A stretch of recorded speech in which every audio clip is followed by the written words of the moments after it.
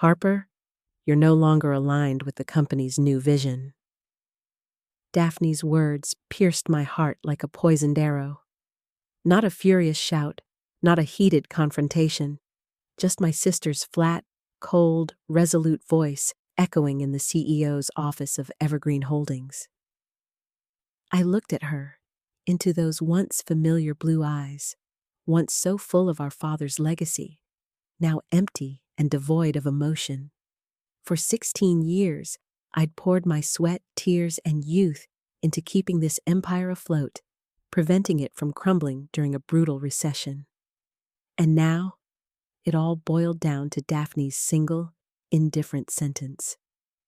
The truth is, this didn't start the moment I received that termination letter. I, Harper, had been slowly disappearing from this family long before Daphne struck my name from every list, every contract.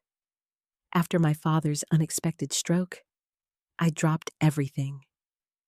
I was 26 years old, midway through my MBA at a prestigious university in another country, when I received that fateful call.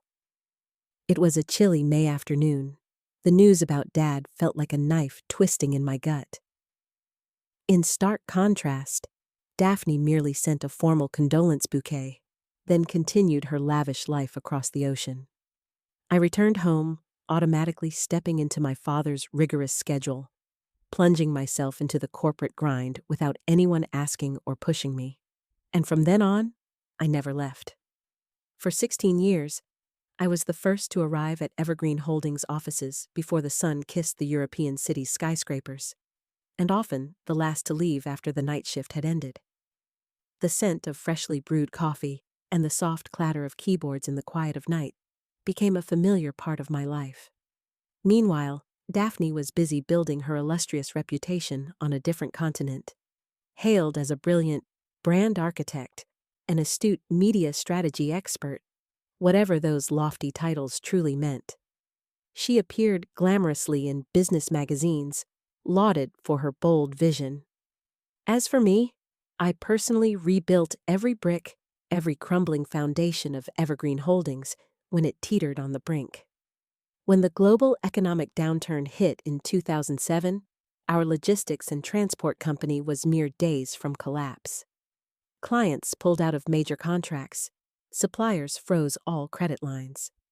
I worked no less than 69 hours a week, renegotiating every single contract, holding overnight meetings with banks to extend loan terms, even quietly selling off a portion of our heavy-duty transport fleet just to ensure the company's cash flow didn't dry up.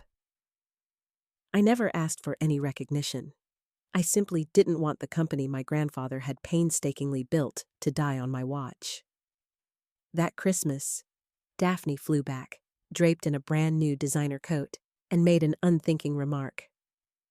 "Harper, you look so tired."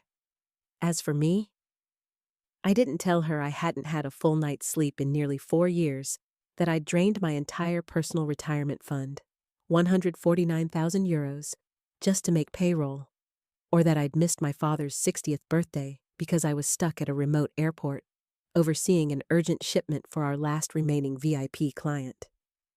She smiled brightly in family photos taken at our countryside villa. I, on the other hand, signed off on a massive loan extension in the parking lot of a cold, desolate warehouse. From that moment on, our relationship was never the same. I kept telling myself that we simply expressed our love for the corporation differently. Daphne had charm and a captivating presence. I had endurance and an iron will. She knew how to command a room with words, while I knew how to command a balance sheet. I used to believe that just because she wasn't directly involved didn't mean she didn't care. It was just, we loved the company in different ways. At least, I used to believe that. And that's why, when Daphne declared I was no longer aligned, I felt both my past and my future collapse right before my eyes. The echo of Daphne's words, "You're no longer aligned," still vibrated in the sterile air of my former office. I stumbled out into the bustling corridor, the faces of my colleagues blurring into an indistinct parade. I knew many of them by name, had shared countless late nights and early mornings with them, yet no one met my gaze. Perhaps they already knew. Perhaps the whispers had started long ago, slithering through the sleek glass walls of Evergreen Holdings. I clutched the small box containing my few personal belongings, a framed photo of my father and me at the company's annual picnic, a worn coffee mug, and a small, smooth river stone I used as a paperweight, feeling the weight of 16 years of my life condensed into this pitiful container. My departure was disturbingly swift, a clinical extraction designed to leave no trace. Every access code, every company account, every digital fingerprint I'd left on Evergreen's systems was revoked within minutes. It was as if I had never existed, never poured my soul into this place. The efficiency of it was chilling, a testament to the meticulous planning behind my ousting. This wasn't a sudden whim. This was a calculated strike. As I navigated the familiar corridors towards the main exit, my mind raced back to the day my father first introduced Daphne to the family as his new daughter. I was 10 years old, she was 12, a bright-eyed girl with a shy smile. We played together in the sprawling gardens of our family estate, building elaborate forts and dreaming of future adventures. I remembered how he'd always told us, "This company, Evergreen Holdings, it's not just a business, it's our legacy, built on trust and hard work. It's for both of you." He instilled in us a deep sense of responsibility, a belief that family meant loyalty, especially when it came to the company's future. But as years turned into decades, our paths diverged. While I immersed myself in every facet of the business, from warehouse logistics to international trade negotiations, Daphne pursued her passions in the arts and high fashion, carving out a name for herself as a visionary creative director in Paris. Our conversations became less about shared experiences and more about polite inquiries into each other's separate worlds. I'd send her updates on the company's struggles and triumphs during the 2007 recession, hoping for some shared understanding of the burden I carried. Her replies were always brief, courteous, and ultimately detached. The true shift, the one I now recognized as the beginning of the end, happened a few months before my father passed. He'd seemed unusually withdrawn, spending long hours in his study. I'd attributed it to his declining health, the stress of the years finally catching up. He'd called me into his office one evening, his voice hushed. He spoke of protecting the future, of ensuring stability. He seemed troubled, his gaze distant. I remember him asking me if I trusted Daphne implicitly. I had, of course. "She's family, Dad," I'd said, brushing off his concern. "She cares, in her own way." Oh, the naivety of it all. He'd simply nodded, a flicker of something unreadable in his eyes, and changed the subject. Now, as I stepped out of the gleaming, modern glass doors of Evergreen Holdings onto the bustling city street, a chilling realization hit me. Daphne hadn't just sawn off the branch I was sitting on. She had been systematically weakening the entire tree, limb by limb, for a long time. The whispers I'd dismissed as office gossip, the subtle shifts in power I'd attributed to routine restructuring, they were all part of a larger, more sinister design. My father's questions, his troubled expression, he had seen it coming. He had tried to warn me, in his own quiet way. And I, blinded by loyalty and trust, had missed every sign. The fight wasn't just for my career anymore. It was for the very soul of Evergreen, and for the legacy my father had desperately tried to protect. The chill of the autumn air hit me as I stepped onto the pavement, but it was nothing compared to the icy dread seeping into my bones. My phone, once a constant conduit to the pulse of Evergreen, now felt like a dead weight in my hand. No notifications, No urgent emails, just a stark, empty screen. Daphne's cold efficiency had been absolute. She hadn't just fired me. She'd severed every digital limb connecting me to the company. Yet, a nagging voice in the back of my mind whispered of something more, something deeper than mere corporate restructuring. I hailed a taxi, giving the address of Marcus, our family's long-standing legal counsel. He had been a pillar of support since my father's passing, a quiet observer of the unfolding drama. As the taxi weaved through the bustling European streets, my thoughts were a tangled mess of disbelief and a growing suspicion. Why the sudden, brutal dismissal? Why the complete digital lockdown? It was an overkill, even for a hostile takeover. When I arrived at Marcus's elegant office overlooking a historic square, he greeted me with a solemn expression that mirrored my own. I recounted the morning's events, the cold, calculated words of Daphne, the feeling of being erased. Marcus listened patiently, his fingers steepled, his brow furrowed in concentration. When I finished, the silence in the room stretched, heavy with unspoken implications. "Harper," he finally said, his voice grave. "I had a feeling something like this might happen. Your father, he was a shrewd man. He foresaw certain possibilities." My heart pounded. "What possibilities, Marcus?" He leaned forward, his gaze direct. "Shortly before he passed, your father made some adjustments to his will and the company's trust structure. He was concerned about the future leadership and about certain influences." He paused, choosing his words carefully. "He specifically mentioned ensuring your long-term security within Evergreen. He knew how much you'd sacrificed." A flicker of hope ignited in my chest, quickly followed by a surge of confusion. "But if that's true, why didn't he tell me?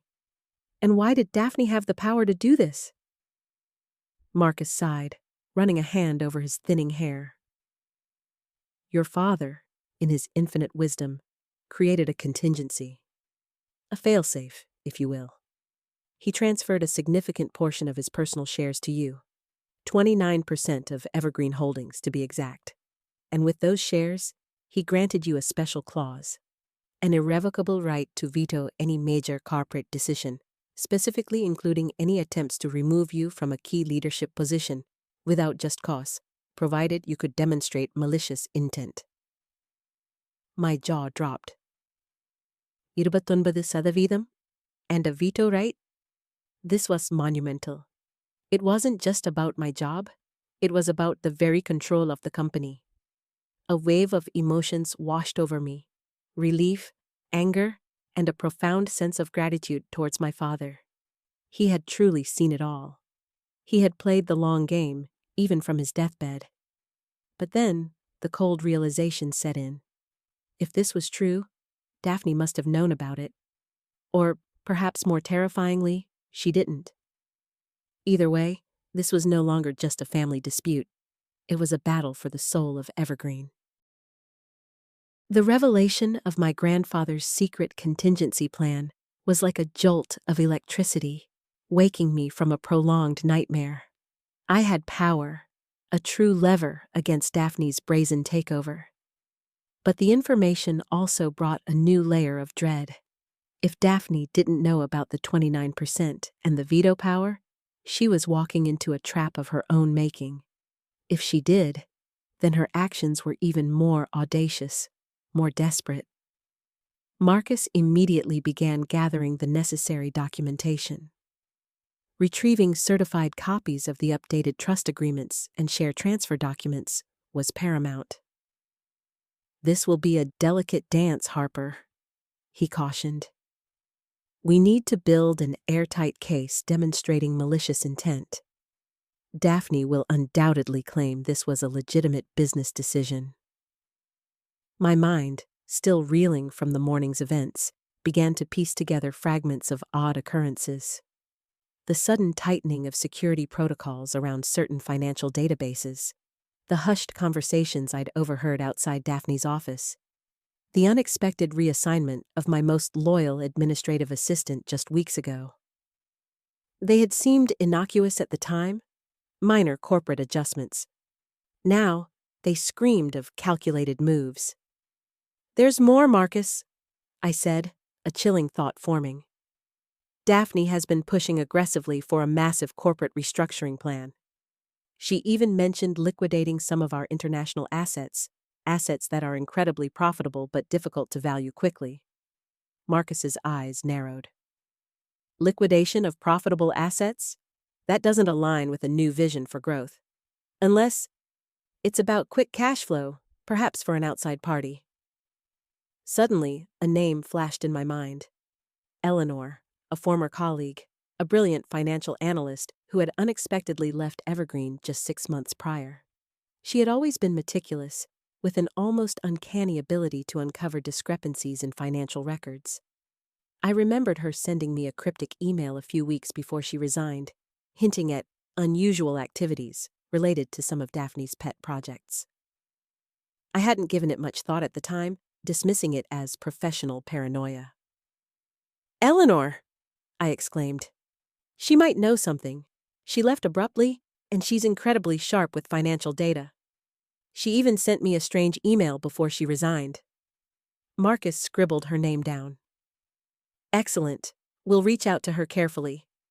We need concrete evidence, Harper. Digital footprints, communications, anything that points to a premeditated plan to undermine you and potentially misuse company assets." My focus shifted from my personal betrayal to the greater threat facing Evergreen. Daphne wasn't just sidelining me. She was jeopardizing the very foundation my family had built. The more I thought about it, the clearer it became. My dismissal was just one piece of a much larger, more insidious puzzle. It wasn't about aligning with a new vision. It was about clearing the path for something far more sinister. We needed to act fast before Daphne's new vision irrevocably damaged Evergreen Holdings beyond repair. The next few days were a blur of intense preparation. Marcus worked tirelessly, sifting through legal documents and preparing for what would undoubtedly be a fierce battle. My primary mission was to connect with Eleanor. After several attempts, I finally managed to reach her. Her initial reluctance was palpable, a mix of fear and lingering loyalty to Evergreen. But once I explained the gravity of the situation, the threat to the company, and the surprising revelation of my 29% stake and veto power, her demeanor changed. We met discreetly at a quiet cafe on the outskirts of the city, far from any prying eyes from Evergreen. Eleanor, her usual composed self now laced with a nervous energy, laid out what she knew. "Harper," she began, her voice barely a whisper. "I left because I stumbled upon something I couldn't ignore. Daphne, she wasn't just restructuring. She was systematically devaluing certain company assets, particularly our highly profitable European distribution network." My blood ran cold. "The one she wanted to liquidate?" "Exactly," Eleanor confirmed. She was preparing to transfer ownership of these assets at a heavily discounted price to a shell company. And the beneficial owner of that shell company was her former boyfriend, a man with a questionable reputation in finance. The pieces of the puzzle clicked into place with horrifying clarity. Daphne hadn't just sawn off my branch. She was trying to chop down Evergreen and sell it for parts to a crony. My dismissal was merely a strategic move to eliminate any internal opposition, anyone who might uncover her scheme. The new vision was a smokescreen for blatant corporate theft. Eleanor then pulled out a small, encrypted USB drive. I managed to download some key financial statements and internal communications before I left. They show a clear pattern of asset manipulation, false valuations, and direct correspondences between Daphne and her former boyfriend about these transfers. It's all here, the blueprint for what looks like a fraudulent acquisition. The weight of the USB drive in my hand felt immense, This was it, the irrefutable proof. The evidence that would not only clear my name, but potentially save Evergreen Holdings from ruin. The data was meticulous, damning. It detailed meeting logs where Daphne subtly pushed for the divestiture of key assets, emails outlining the proposed sale prices that were ludicrously low, and even draft contracts listing her ex-boyfriend's shell company as the buyer. "We need to present this to the board immediately," I told Marcus later that day, my voice firm with a newfound resolve. The fear had dissipated, replaced by a burning desire for justice. "This isn't just about me getting my job back. This is about protecting everything my father and grandfather built. This is about the hundreds of employees whose livelihoods depend on Evergreen." The path forward was clear, though fraught with peril. We would call for an emergency board meeting. We would expose Daphne's treachery, not just her attempt to remove me, but her grander, more sinister plot to dismantle the company for personal gain. The battle was no longer just personal, it was existential. And I, Harper, with the backing of my grandfather's foresight and Eleanor's bravery, was ready to fight for Evergreen's soul. The air in the executive boardroom of Evergreen Holdings was thick, not just with the scent of polished mahogany and stale coffee, but with an almost palpable dread. Every board member, accustomed to decorum and predictable agendas, sat with a rigid posture, their faces a mixture of confusion and thinly veiled apprehension. They had been summoned for an urgent, unscheduled meeting by Marcus, our family's long-standing legal counsel, a man known for his unflappable demeanor and his absolute discretion. At the head of the colossal table, Daphne sat, radiating an icy, almost defiant confidence. She offered a tight, dismissive smile in my direction, utterly unaware that the ground beneath her perfectly manicured feet was about to give way. Marcus and I entered, our expressions carefully neutral, though my heart pounded a frantic rhythm against my ribs, amplifying the slight tremor in my hand as I clutched the unassuming USB drive. "Thank you all for attending on such short notice," Marcus began, his voice calm and authoritative, cutting through the murmuring like a sharp blade.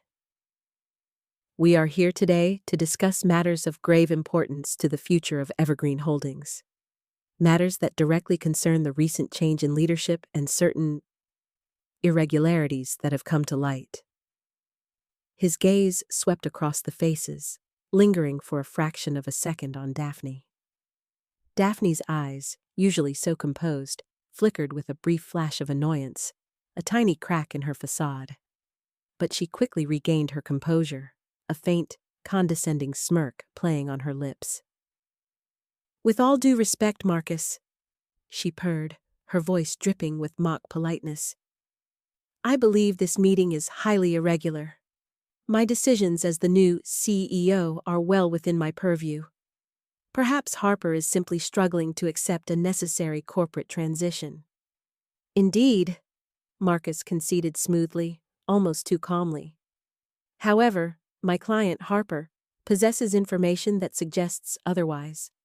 Information that points to a premeditated scheme to not only usurp legitimate control of this company, but to systematically dismantle its most valuable assets for illicit personal gain." A ripple went through the room. Board members exchanged uneasy glances. The quiet hum of the ventilation system suddenly seemed deafening. Daphne's face hardened, her smirk vanishing, replaced by a cold mask of suspicion. "These are baseless accusations. Harper is merely bitter, lashing out because she was unable to keep pace with modern business strategies," she retorted, her voice rising slightly. "On the contrary," I interjected, stepping forward to stand beside Marcus. My voice, though trembling slightly at first from a potent mix of nerves and righteous anger, grew stronger with each word, finding its steady rhythm. "What I am about to present is not bitterness, but concrete irrefutable evidence. It pertains to a deliberate, calculated plan to defraud Evergreen Holdings and its shareholders, a plan orchestrated by none other than our current CEO, Daphne. I took a deep breath, fighting to keep my emotions in check. This was it. The moment of truth. I inserted the USB drive into the main display system. The room lights dimmed slightly, casting long shadows, and the massive screen flickered to life, displaying a series of meticulously organized folders. For 16 years, I began, my voice clear now, resonating with every ounce of my conviction. I dedicated my life to this company. I watched it nearly collapse in the 2007 global economic downturn, and I poured my entire personal savings, €149,000, into keeping it afloat, into ensuring hundreds of families could put food on their tables. I did that because I believed in its integrity, in the values my father and grandfather built. What you are about to see will reveal how that integrity has been utterly betrayed by the very person tasked with leading it. The first slide flashed onto the screen, a series of internal emails between Daphne and a known associate, her former boyfriend, detailing strategic restructuring opportunities that predated my father's passing by several months. The emails outlined discussions of streamlining less agile assets, euphemisms for Evergreen's highly profitable, yet complex, European distribution network. Next, I displayed meticulously manipulated financial statements, systematically devaluing Evergreen's most robust divisions. Eleanor's diligent work, her hidden digital breadcrumbs, were now on full damning display. As I clicked through the evidence, the shockingly lowball sale proposals, the shell company details with the ex-boyfriend's name prominently listed, the explicit instructions from Daphne to bypass standard valuation procedures and corporate oversight, the board members' faces transformed. Their initial skepticism twisted into shock, then into unconcealed horror and outrage. Daphne's composure, once so unshakable, began to crack, her face paling rapidly with each new, devastating revelation. The silence in the room wasn't just tense anymore. It was an almost suffocating shroud, charged with palpable disbelief and the dawning realization of a profound betrayal. As the irrefutable evidence continued to unfurl across the giant screen, projected for all to witness, a collective gasp swept through the boardroom, heavier and more profound than any previous murmur. Daphne's carefully constructed facade of a new vision didn't just crack. It shattered into 1,000 pieces, revealing a gaping, putrid chasm of deceit beneath. I presented the detailed communications where Daphne had brazenly instructed her subordinates to bypass standard due diligence protocols, to expedite asset transfers at ludicrously undervalued prices to a clandestine shell company. And the ultimate beneficiary of that shell company, as I highlighted with a laser pointer, was none other than her former boyfriend, a man with a notoriously shady reputation in the financial underworld. It was a bald-faced, calculated attempt to siphon off Evergreen's most valuable segments, leaving a hollowed-out shell. "This is not a new vision," I stated, my voice ringing with an undeniable conviction that surprised even myself.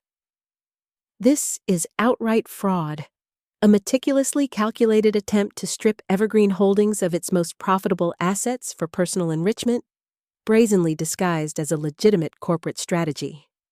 One of the longest-serving board members, Mr. Thompson, a man whose silver hair and stern demeanor commanded respect and who had known my father for over 4 decades, slammed his fist on the polished table. The sharp crack echoed through the stunned silence.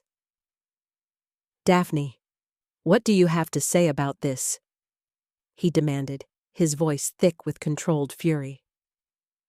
"These are grave accusations, Ms. Grant, backed by undeniable, damning evidence." Daphne, once so confident, so dismissive, was now visibly, uncontrollably shaken.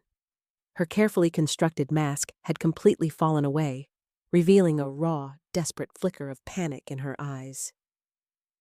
These are fabrications. Harper is distorting the truth. She's retaliating, she stammered, her voice rising in a high-pitched, almost hysterical squeak. Her hands trembled as she gestured wildly at the screen, as if by sheer force of will she could erase the undeniable proof. Retaliating with indisputable financial records and meticulously preserved email threads, Daphne? Marcus interjected calmly, his voice a sharp, cutting contrast to her rising hysteria. He held up a printout, a key email exchange between Daphne and her boyfriend. Records provided by a former employee who witnessed your manipulative actions firsthand, Ms. Eleanor Vance, a highly respected and ethical financial analyst. Eleanor, who had been waiting patiently outside the boardroom doors, was then ushered in. Her entrance, though quiet, felt momentous. Her calm, professional testimony was the final nail in Daphne's coffin. She meticulously explained how Daphne had personally instructed her to create misleading financial reports designed to justify the undervaluation of key assets, and how she had bypassed the usual checks and balances, pushing through transactions with alarming speed.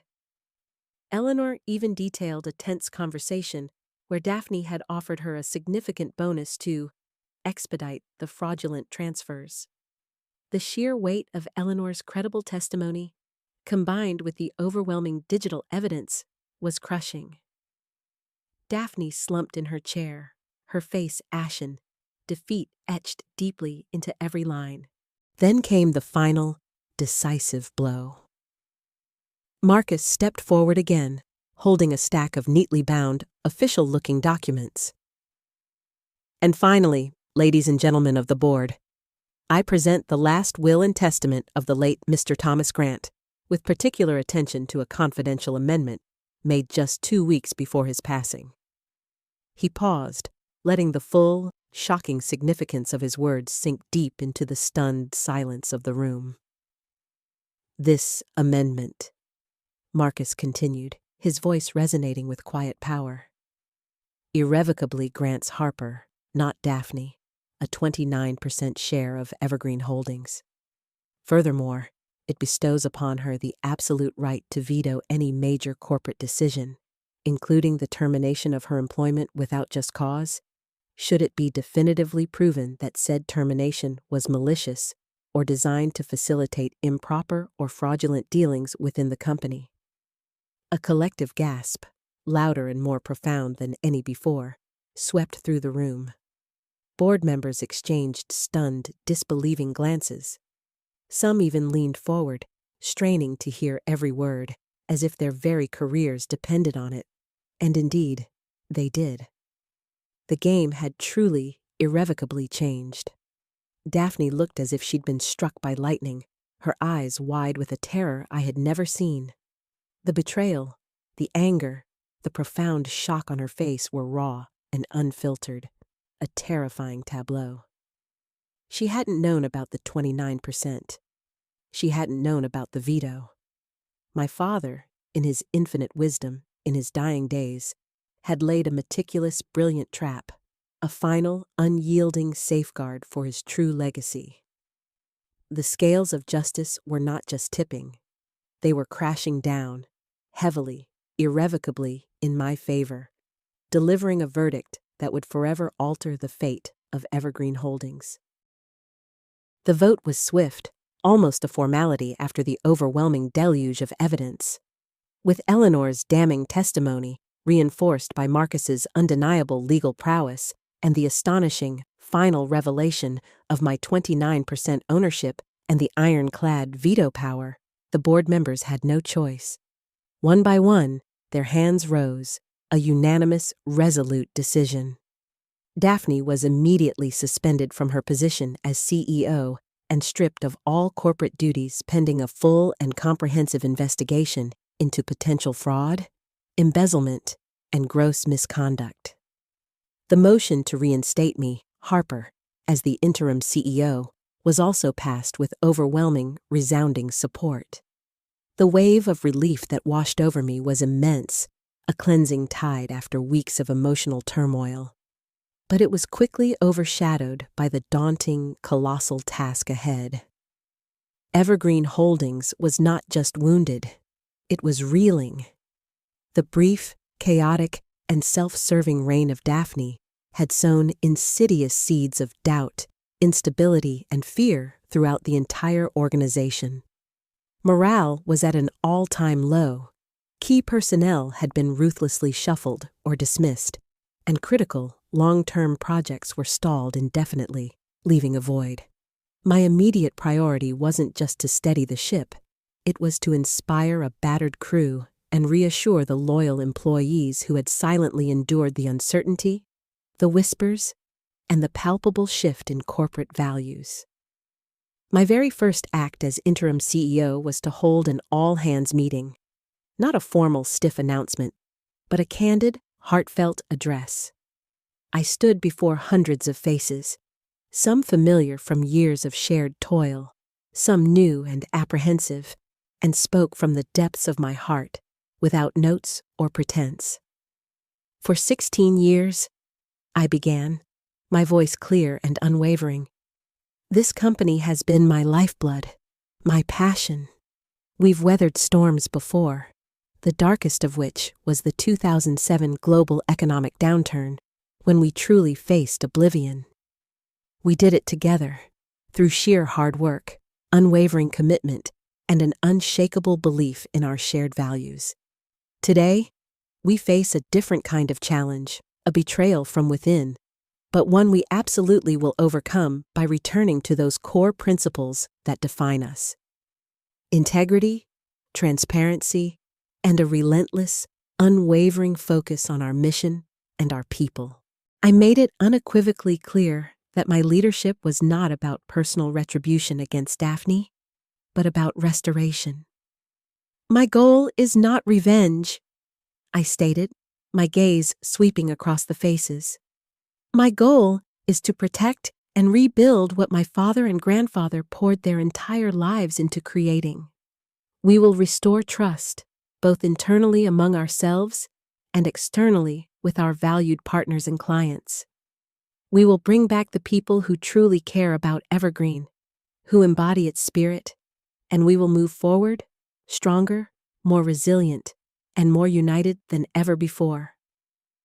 True to my word, I immediately reinstated several experienced managers whom Daphne had unjustly sidelined or demoted, including my loyal former administrative assistant, Eleanor, whose bravery had been instrumental. Their return brought a much-needed sense of stability, reassurance, and institutional knowledge back into the fractured corporate structure. I began meticulously reviewing every single project, every contract, every financial transaction that Daphne had touched, particularly those concerning the vulnerable European distribution network. The process was painstaking, tedious, and often infuriating, revealing layer after layer of mismanagement, questionable dealings, and outright predatory financial maneuvers. It became horrifyingly clear that Daphne's plot ran even deeper and was far more extensive than we had initially uncovered, a parasitic infestation threatening to devour the company from within. One quiet, late afternoon, feeling overwhelmed by the sheer scale of the task, I found myself sifting through my father's old, meticulously organized desk. His personal effects had been carefully stored, awaiting my attention. Tucked inside a small, leather-bound journal, nestled between yellowed financial reports from the early days of the company, I found a folded, slightly crinkled letter. It was from my grandfather, his elegant, distinctive handwriting flowing across the aged paper, dated years ago, just a few months before he had passed the reins of Evergreen to my father. His words spoke of the importance of unwavering integrity, of always putting people before profit, and of trusting one's own instincts and judgment above all else, especially when faced with adversity. My dearest Harper, the letter began, a profound sense of connection reaching across time.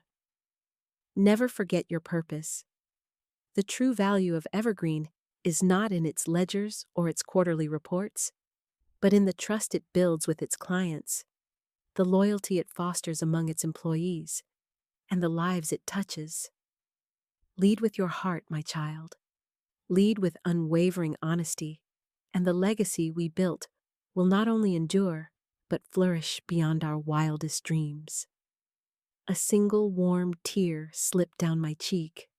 His foresight, his quiet strength, his enduring wisdom, they continued to guide me, a beacon in the stormy seas of corporate treachery. This wasn't just my fight anymore. It was the sacred continuation of their noble work, a legacy I was determined to protect and elevate. The initial weeks following my reinstatement as interim CEO were a whirlwind of relentless, exhausting effort. The air within Evergreen Holdings still carried the lingering stench of Daphne's attempted corporate larceny, a grim reminder of the betrayal. But with Marcus's legal team meticulously unearthing every detail of her fraudulent schemes, we were systematically cleaning house, purging the toxicity. We didn't just suspend Daphne. A full-scale, unsparing forensic audit was immediately launched, relentlessly uncovering the true, horrifying extent of her planned asset stripping and sophisticated financial manipulations. The board, now fully awake and acutely aware of the deep deception, stood firmly behind me. Their support, a stark, reassuring contrast to their earlier apprehension and hesitation. My primary focus shifted from a defensive stance of merely surviving to an offensive strategy of thriving once more. I knew, with absolute certainty, that to truly resurrect Evergreen from the brink of ruin, I needed to restore confidence, not just internally among our shaken employees, but crucially, among our external partners, and most critically, our loyal clients.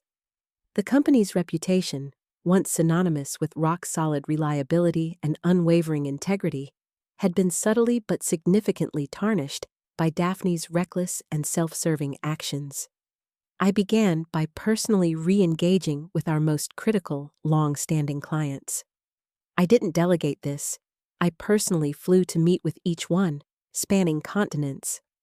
From the venerable pharmaceutical giant, whose intricate global supply chain we had managed flawlessly for decades, to the agile, emerging tech firm, relying on our swift and precise delivery networks across the entirety of Europe and beyond. In these candid, often difficult meetings, I didn't shy away from the raw, unvarnished truth. I spoke openly, with complete transparency, about the recent challenges we had faced, the internal betrayal that had shaken our foundations, and most importantly, our unwavering, renewed commitment to ethical business practices and unparalleled service.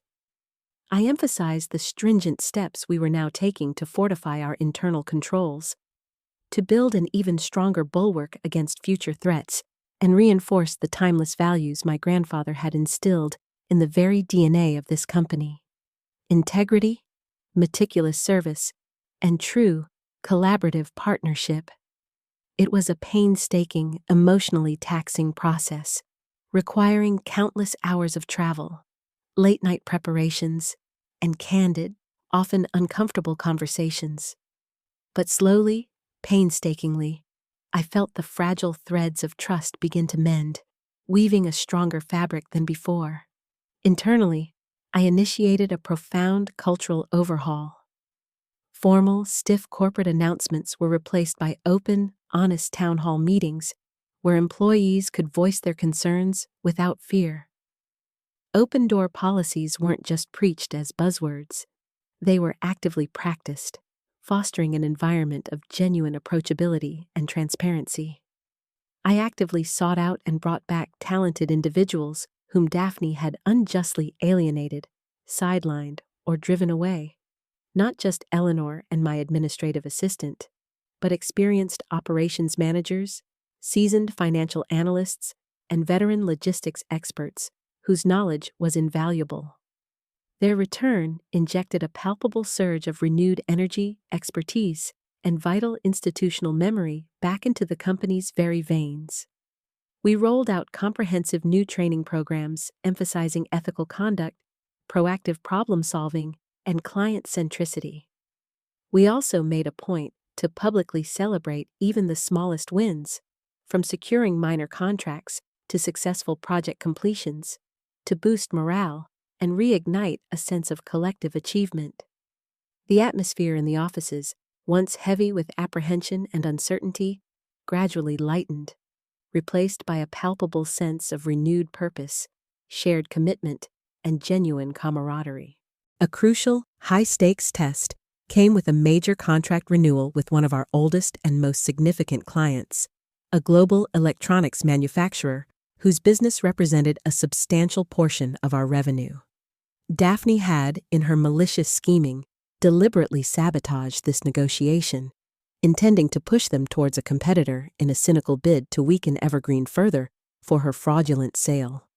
I personally took charge of the renegotiation, working late into the nights, analyzing every clause, every logistical detail, anticipating every possible objection. It was grueling, intense, and at times seemed insurmountable. But after weeks of intense back-and-forth discussions, we not only secured the renewal, but also managed to expand the scope of our services, adding new product lines and territories. A resounding testament to the revitalized team's collective strength, renewed dedication, and our unwavering commitment to excellence. Evergreen was not just surviving, it was beginning to truly thrive again, like a formidable phoenix rising majestically from the charred ashes of betrayal, stronger and more brilliant than before. Months bled into a year, then another, and Evergreen Holdings, under my steadfast and renewed leadership, didn't just recover from the brink of catastrophe, it spectacularly flourished. The internal investigation into Daphne's despicable actions concluded, leading to severe and well-deserved legal repercussions for her and her co-conspirators, sending a clear message that integrity would be upheld at all costs. The scandal, while undoubtedly a painful chapter in our history, ultimately served as a transformative crucible, forging a stronger, more resilient, and irrevocably transparent Evergreen. Our financial performance rebounded dramatically, not just reaching, but surpassing even our robust pre-Daphne levels, a powerful testament to the incredible resilience, unwavering dedication, and renewed spirit of our re-energized team. We invested heavily in cutting-edge, environmentally sustainable logistics technologies, expanded our formidable reach into previously untapped markets across Eastern Europe, Latin America, and parts of Africa, fundamentally reinforcing our position as an undeniable leader in the global industry. My days, though still remarkably long and demanding, were now filled with a profound sense of purpose and accomplishment. I immersed myself deeply in strategic long-term planning, cultivated new, synergistic client relationships, and, crucially, dedicated significant time to mentoring the next generation of ethical and visionary leaders within Evergreen. The initial crushing burden of proving Daphne's guilt and the profound emotional toll of her betrayal had been immense, a suffocating weight that had threatened to consume me entirely. However, the deep, abiding satisfaction of seeing the company reclaim its soul, to truly honor my father's and grandfather's unwavering legacy, was immeasurable, a reward beyond any material gain.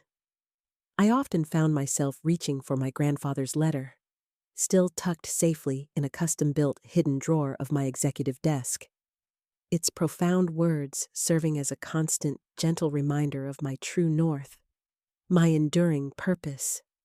His visionary foresight, coupled with my father's quiet, steadfast dedication, had meticulously laid the foundational groundwork.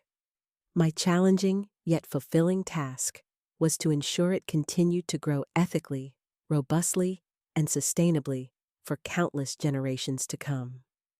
Then, a truly astonishing and unexpected development materialized.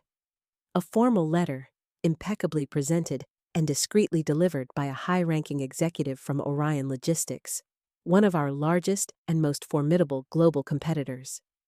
Orion was, chillingly, the very company Daphne had covertly attempted to sell crucial parts of Evergreen to at a laughably low, fraudulent price as part of her intricate scheme. Now, under completely new and ethically aligned leadership themselves, they were proposing nothing less than a strategic, game-changing merger.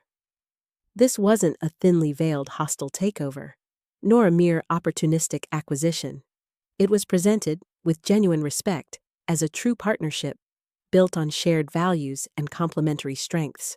Their comprehensive proposal explicitly acknowledged Evergreen's remarkable recovery, our meticulously restored reputation for uncompromising integrity, and specifically cited my leadership and the complete ethical transformation of the company as the single, most compelling factor in their renewed and profound interest. They sought to strategically leverage our robust, efficient European network and our widely recognized, unblemished ethical business model, combining it seamlessly with their extensive North American presence and cutting-edge technological advancements to create a truly formidable, unparalleled global logistics powerhouse. It was an astonishing, almost poetic turn of events. A company that had once almost inadvertently profited from Daphne's treachery now sought, in a complete reversal, to align itself, not with her destructive self-serving vision, but with the very core values of integrity and transparency she had so carelessly tried to destroy. I immediately convened the board to thoroughly discuss the intricate offer. There was a palpable mix of cautious optimism, strategic foresight, and genuine excitement radiating throughout the room. A merger of this magnitude would undeniably be transformative, profoundly altering Evergreen's identity and scale on the global stage. But crucially, it wasn't a surrender of our hard-won principles. It was a powerful, intelligent evolution. It represented an unprecedented opportunity to expand our reach exponentially, enhance our capabilities with cutting-edge technology and unparalleled resources, and secure Evergreen's future, solidifying its place as an industry titan for generations to come, all while rigorously retaining our core principles and the unyielding ethical foundation that had, against all odds, saved us. As I sat there, listening intently to the detailed financial projections, the shrewd strategic analyses, and the passionate arguments for and against, I knew one thing with absolute, unwavering certainty. The true, enduring strength of Evergreen Holdings wasn't in its balance sheets alone, nor in its sprawling physical assets, but in its unyielding, deeply ingrained commitment to integrity, a virtue forged and proven in the intense, purifying crucible of adversity. My grandfather's cherished legacy, once severely threatened by insatiable greed and insidious deceit, was now poised not just to endure, but to redefine itself on a grander, more impactful global scale, entering a new horizon that was brighter and infinitely more expansive than anyone could have ever possibly imagined. This wasn't just my story of personal triumph and resilience.